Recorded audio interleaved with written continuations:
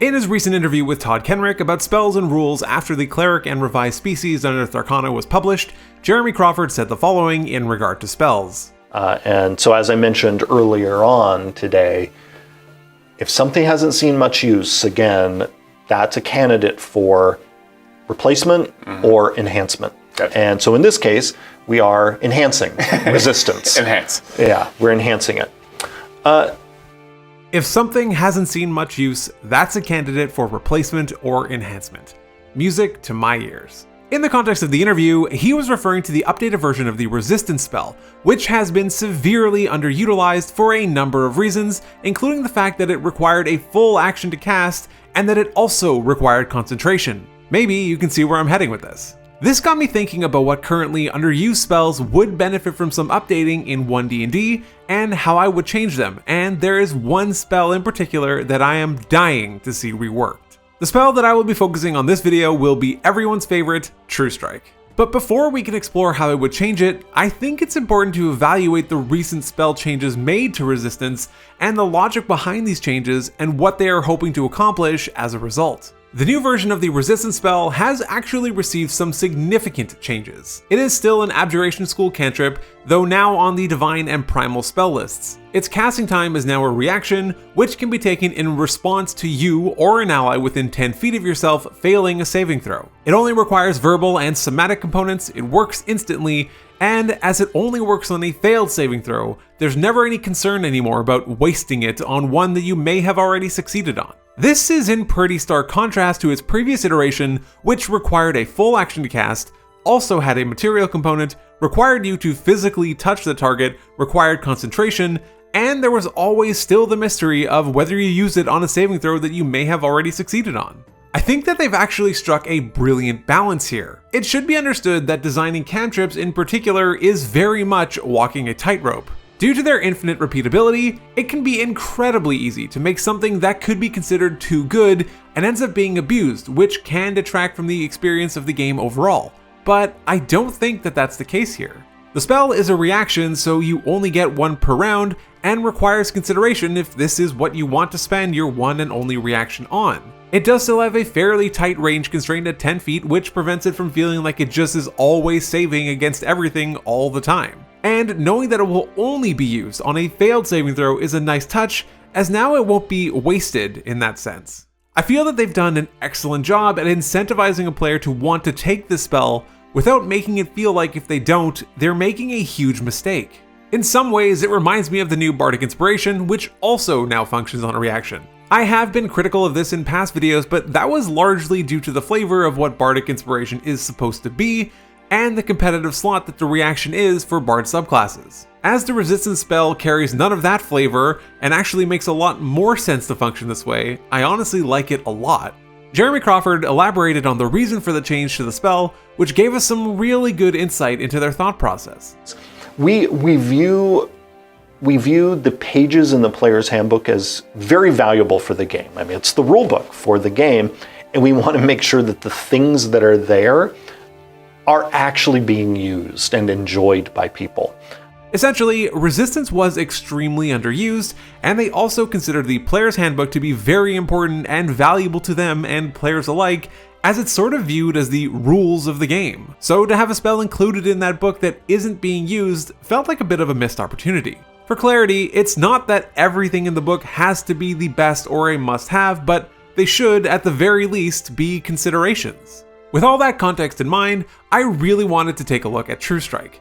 I don't know what it is about this spell, but it lives in my mind constantly. It's horrifically bad, to the point that no one would ever realistically consider taking it outside of the incredibly niche scenario of maybe an Eldritch Knight taking it once they can use a cantrip with an attack, but even then, there's just so many better options. So I think this fits the bill of an underused spell that certainly deserves an enhancement. As of right now, it has appeared in all 3 of the Unearthed Arcanas, but has yet to receive any update, so I thought I'd take a stab at it. If you're enjoying this video, consider subscribing to my channel, and let me know in the comments what spell you would love to see updated for One D&D.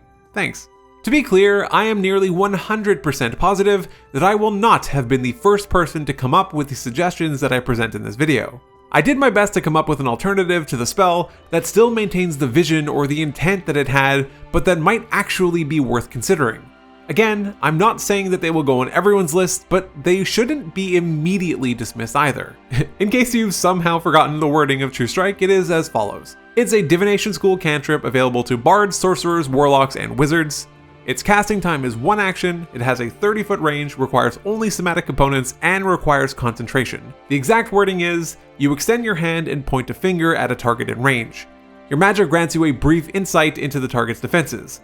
On your next turn, you gain advantage on your first attack roll against the target, provided that the spell hasn't ended. If it isn't immediately clear, there are a number of problems with this spell. As it costs 1 action, you are devoting the bulk of your turn to not attacking a creature or aiding an ally in the hopes of having a slightly better chance at hitting that creature next turn. In nearly every circumstance, you're better off not using True Strike, as having the chance at 2 hits is, more often than not, going to be better than an increased chance at 1 hit. There's no guarantees here. You could still very easily miss even with advantage on the roll, and I think that's where the key to the spell actually rests. Also, none of this even considers that this abomination requires concentration.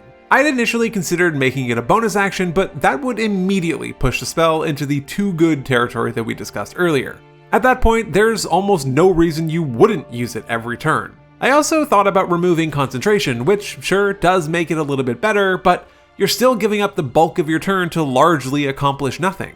While doing research for my History of Rogue video, link in the description, I came across a version of True Strike from Dungeons & Dragons 3.5.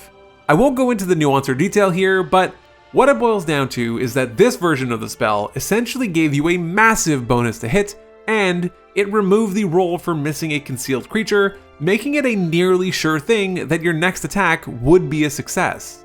With this information in mind, and combined with the 5e version, it got me thinking that this is what True Strike could be, a spell that allows you to sacrifice an action for some guaranteed hits.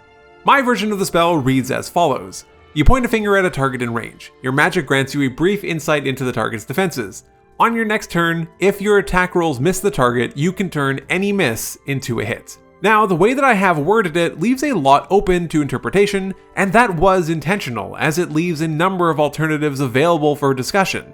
I'm not saying that it's the best wording for the spell, just that it's a very conducive version to the conversation. As written, it allows the user to change any amount of misses into a hit. If you have 3 attacks and miss all 3, you can, provided you use True Strike the turn prior, change all of them into a hit. Perhaps that's too good, but I'm not so sure it is, as you still give up those same 3 attacks on the previous turn for this guarantee. It's entirely possible that you could have successfully hit all those 3 times before as well. Also, the attacks affected by True Strike are those and only those on the turn immediately after. One other notable consideration is that a use of True Strike in this way does not allow for the quote-unquote free hits to be a critical hit, as the user is not rolling. This version, in my eyes, allows the spell to succeed on its vision. A sacrifice now for a potentially bigger payoff later, and I think could actually justify consideration for certain builds. Again, to be clear, I'm not saying that this is perfect or that it becomes a must-have, but it may, at the very least, make you give it a second look. Another alternative could be to turn any 1 hit into a miss. In the same scenario as earlier, if our attacker has 3 attacks and 2 miss, they could turn one of those misses into a hit. This version, while it honestly might be more balanced, just doesn't quite do it for me, but that's probably just because I really want to see True Strike succeed. At the end of the day, maybe both of my suggestions are terrible, and I'm okay with that. I just wanted to get the conversation about True Strike moving, and hope that Wizards of the Coast finds it within their plans to update this embarrassment of a spell. So how would you fix True Strike, or is there any other spell on your mind that you really just want to be good so badly? Let me know in the comments below. If you enjoyed this video, consider subscribing, it really helps other people find my content. Feel free to check out some of my other videos as well, they're all linked on screen now. Take care.